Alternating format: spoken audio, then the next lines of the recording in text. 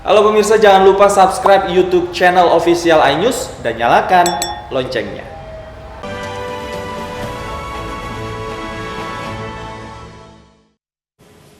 Pemirsa, petugas menggelar olah tempat kejadian perkara lokasi kebakaran yang menewaskan 10 korban di Matraman, Jakarta Timur. Sementara itu, jasad korban rencananya akan dimakamkan di TPU Pondok Ranggon setelah selesai diotopsi di RSCM.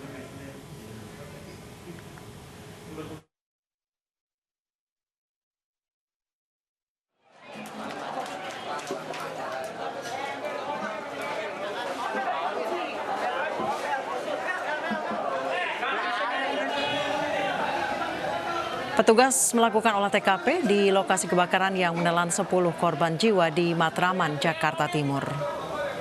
Hingga saat ini belum diketahui pasti penyebab kebakaran. Petugas terus menyelidiki dengan meminta keterangan sejumlah saksi.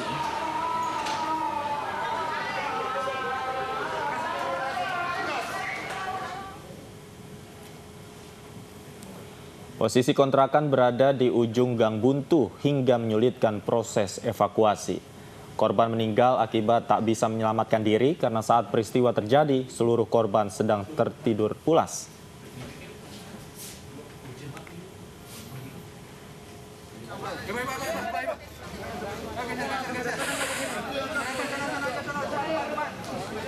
Petugas mengevakuasi korban meninggal dunia untuk selanjutnya dibawa ke RSCM. Rencananya korban akan dimakamkan di Pemakaman Umum Pondok Ranggon, Jakarta Timur.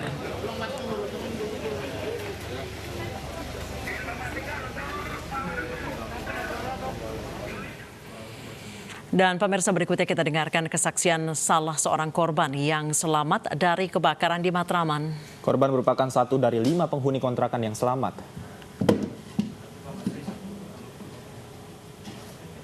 Saya nggak tahu apa-apa. Anak saya ya yang panak tidur di depan kepanasan keluar buka pintu ngeliat api, dia masuk ke dalam bangunin saya, mama kebakaran gitu. Dia langsung teriak minta tolong. Yang aku salut anak kecil itu, dia langsung teriak minta tolong. Anak SMP dia kelas 1. Saya nggak mikir apa-apa, ngambil surat-surat langsung keluar sama anak saya udah. Kali ini menyaksikan ada 4 petak rumah terbakar. Jumlahnya hanya 4 petak, tapi yang meninggal 10 orang. Sebuah musibah yang luar biasa. Karena korban jiwanya mungkin yang terbanyak yang pernah kita rasakan akhir-akhir ini. Dan 2 keluarga terkurung di dalam petak rumahnya sehingga tidak bisa keluar dan akhirnya ditemukan sudah dalam kondisi meninggal. Mereka semua akan dimakamkan di Pondok Ranggon. Kemudian lokasi kebakaran akan dilakukan penyelidikan oleh pihak kepolisian untuk mengetahui sebab-sebabnya. Dan sekarang kita memastikan bahwa para pengontrak yang tinggal di tempat kontrakannya yang terbakar memiliki tempat penampungan sementara. Karena yang sekarang membutuhkan tempat penampungan sementara itu bukan pemilik rumah tapi pengontrak. Mereka disiapkan, jumlahnya ada 10 orang ya. Ada 10 orang dan mereka difasilitasi untuk bisa tinggal paling tidak sampai 21 hari ke depan. Kali ini penyebabnya bukan listrik dan bukan kompor gas. Karena kejadiannya di luar rumah ada sebuah motor yang terbakar yang kemudian menutup gang sempit itu. Tapi apa penyebabnya dan lain-lain biar nanti pihak kepolisian yang memutuskan. Tapi dari sisi kita pencegahan untuk terutama sebab karena listrik dan gas itu kita akan terus galakkan. Pemirsa, 5 jenazah korban kebakaran di Matraman akan dibawa ke kampung halamannya di daerah Kayu Tanam, Kabupaten Padang Pariaman, Sumatera Barat. Pihak keluarga saat ini sudah menyiapkan pemakaman untuk ke-5 korban.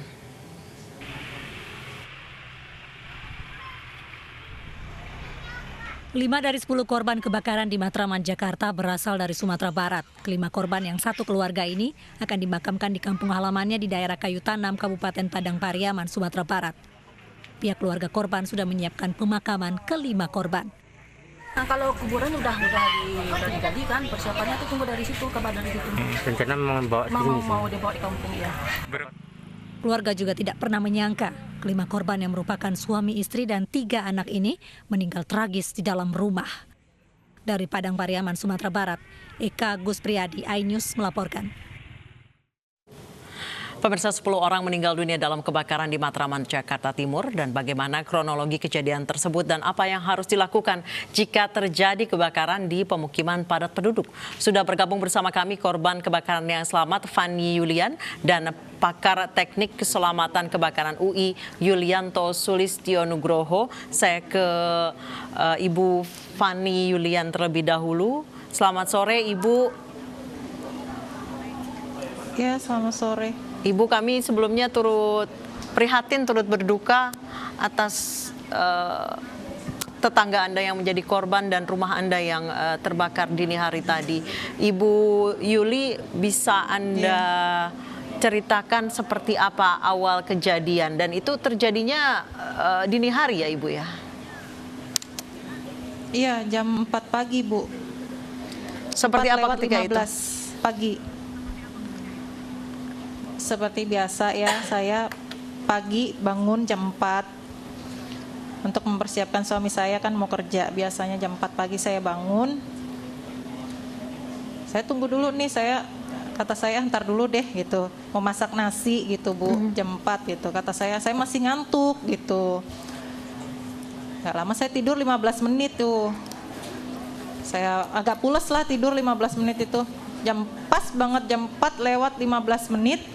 Tetangga saya itu teriak-teriak, tolong gitu. Kata saya, kirain lagi berantem gitu suami istri gitu kan. Nah, kata suami saya, ada apa ini gitu. Suami saya nanya ke saya gitu. Saya bilang sama suami saya, udahlah jangan keluar, itu mungkin urusan rumah tangga mereka, kata saya kayak gitu. Udah, kita nggak usah ikut campur. Terus kata suami saya, udah kamu diam, kamu di sini aja, katanya di dalam kamar. Pas suami saya buka pintu kamar, nyampe di ruang tamu, di depan kaca itu udah api semua, Bu. Itu.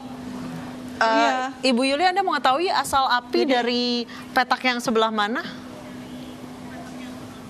Samping saya, sebelah kiri. Katanya kebakaran ini disebabkan oleh motor yang memang terbakar di depan situ ya, Ibu ya? Iya, betul. Baik, seberapa cepat merambatnya api, Ibu? Itu enggak ada hitungan detik, Bu. Tadinya sedikit yang terbakar dari pintu, terus jok motor, jadi semua habis. Dua-duanya, itu punya korban itu, dua-duanya kebakar semua. Baik, dua keluarga tetangga Jadi, Ibu menjadi korban meninggal dunia. Ibu mungkin bisa ceritakan seperti apa pola kontrakan yang Ibu huni sampai tetangga Ibu ini tidak sempat atau tidak bisa untuk menyelamatkan diri. Iya, pola kontrakan yang saya tempatin itu kan 3 petak ya, 4 pintu gitu, 3 petak. Kejadiannya kan masih pagi banget, Bu ya, mungkin orang masih lelap tidur. Karena saya udah kebiasaan bangun jam 4, saya dengar itu suara tolong-tolong itu saya dengar gitu. Nah, saya mau nolongin tetangga saya juga gimana, saya sendiri nyelamatin nyawa saya sendiri sama suami saya, anak saya gitu. Suami saya juga sempat madamin apinya, Bu, gitu, pakai air gitu supaya kita bisa ngelewatin api itu gitu buat nyelamatin diri gitu. Ternyata malah gede gitu apinya, malah besar gitu. Itu. Jadi memang terbakarnya di bagian depan dulu ya, Bu ya? Iya. Jadi pintu ngerembet ke motor, ngerembet ke pintu, terus semuanya motor habis. Dua-duanya kebakar. Baik, saya ke Prof. Yulianto. Prof, jika dilihat dari kondisi kebakaran itu memang rumahnya terdiri dari beberapa petak yang cukup padat ya, depannya pun gang sangat padat seperti itu. Kita lihat bahwa samping-samping ini tidak ada yang ikut terbakar. Sementara di dalam petakan itu sendiri, api merambat sangat cepat. Apa yang menyebabkan hal itu, Prof? Baik, pertama-tama tentu kami ingin mengucapkan bela sungkawa yang mendalam untuk Ibu Fani Yulian dan keluarga serta teman-teman yang turut menjadi korban. Ya. Terkait dengan peristiwa ini sangat berkaitan dengan pertama, kalau disampaikan tadi itu menurut saksi tadi kan dimulainya dari adanya tumpahannya minyak yang membesar. Memang ketika api sudah membesar ini dengan mudah dia bisa menjalar ke seluruh bagian konstruksi bagian rumah, di mana bagian konstruksi rumah ini tentunya ada bahan-bahan yang mudah terbakar seperti pintu, kertas, kayu dan sebagainya. Kemudian ketika api sudah membesar, ada kesulitan bagi korban yang sudah mengetahui ada bahaya ini untuk melakukan kegiatan evakuasi karena jarak antar bangunannya sempit. Kemudian mohon dikonfirmasi Ibu Fani, apakah ada alternatif untuk melakukan evakuasi ke arah kiri atau ke kanan atau ke utara selatan gitu. Nah, apabila tidak ada sarana evakuasi yang memadai, tentunya para korban akan kesulitan untuk melakukan kegiatan evakuasi. Dan ketika peristiwa kebakaran itu terjadi, asap tebal pun bisa menghalangi sarana evakuasi tersebut. Tentunya kita juga perlu melihat ini sebagai bagian dari desain yang harus diperhatikan siapapun yang membangun bangunan tersebut.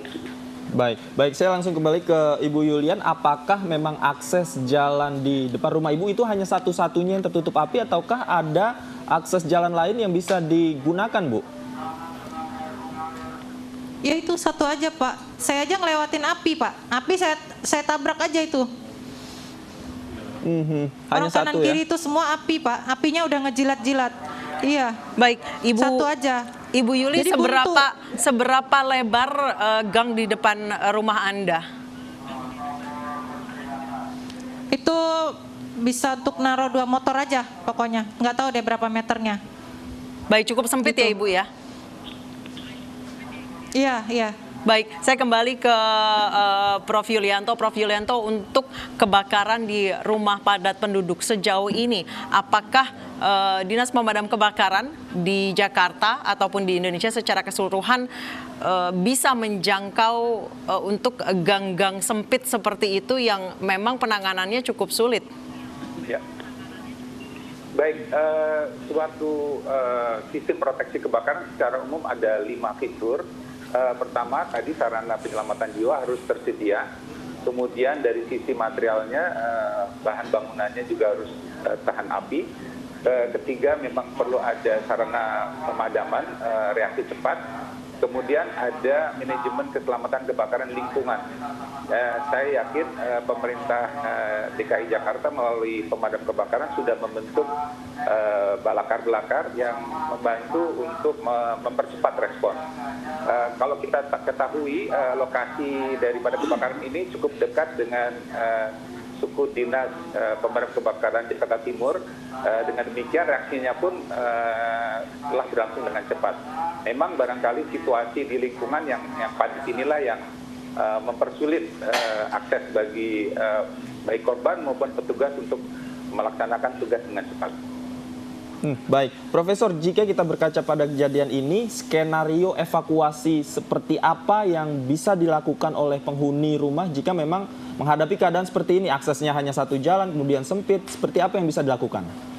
Baik, ada ketentuan mengenai batasan jarak yang boleh ditempuh ketika hanya ada satu akses, dan itu sudah diatur di Peraturan Menteri Pekerjaan Umum yang terkait.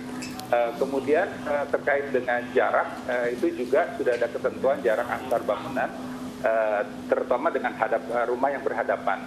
Nah, tentu kita masih ingat di masa yang lalu pemerintah DKI pernah melakukan kegiatan Muhammad Husni Tamrin, proyek Muhammad Husni Tamrin yang bukan hanya untuk memperbaiki akses, tapi juga dengan sendirinya memberikan jarak antar bangunan gedung. Nah, jarak inilah yang penting agar kondisi evakuasi maupun potensi terjadinya penjalanan api ini bisa dikurangi gitu. Baik, Prof, kalau melihat pemukiman di Jakarta, khususnya pemukiman padat penduduk, sejauh mana sih, Prof, pemukiman-pemukiman tersebut memikirkan standar keamanan, terutama untuk kebakaran? Ya, saya rasa baik itu di pemukiman padat maupun di pemukiman yang lebih tertata, aspek keselamatan kebakaran adalah aspek yang sangat penting untuk dipertimbangkan. Baik di dalam penataan ruang, petata kota maupun penyediaan fasilitas publik seperti penyediaan hidran kota dan sebagainya. Jadi tidak ada seharusnya dibedakan antara baik itu pemukiman padat maupun pemukiman yang memang lebih tertata. Di masyarakat pun perlu dibangun kemampuan mandiri dari masyarakat untuk merespon secara cepat kondisi emergensi atau kondisi darurat yang terjadi di masyarakat. Baik, Prof, tadi juga Ibu Yulian ini mengatakan bahwa dia sempat memadamkan api dengan air. Jika terjadi kebakaran seperti ini, apa langkah sederhana yang mungkin bisa dilakukan oleh kita ini untuk memadamkan api? Apakah tepat dengan air ataukah memang evakuasi menyelamatkan diri terlebih dahulu yang menjadi prioritas? Seperti apa? Ya, manusia telah dikaruniai panca indera, ada 5. 4 diantaranya bisa mendeteksi kebakaran, telinga maupun pandangan dan sebagainya. Nah, tentunya kita harus berhati-hati ketika telah mengetahui adanya nyala api, karena kita harus mengetahui sumber nyala api ini berasal dari apa. Apabila sumber nyala api ini berasal dari kertas atau kayu yang terbakar, air sangat sesuai. Tetapi apabila yang terbakar ini listrik atau minyak, tentunya air justru bisa memperbesar atau membahayakan bagi masyarakat. Baik, terima kasih Prof. Yulianto, sangat informatif sekali bagi kami semua, dan Ibu Fandi Yulian, sekali lagi kami juga turut prihatin atas kejadian yang menimpa Ibu. Terima kasih, selamat sore. Baik, terima kasih. Ya.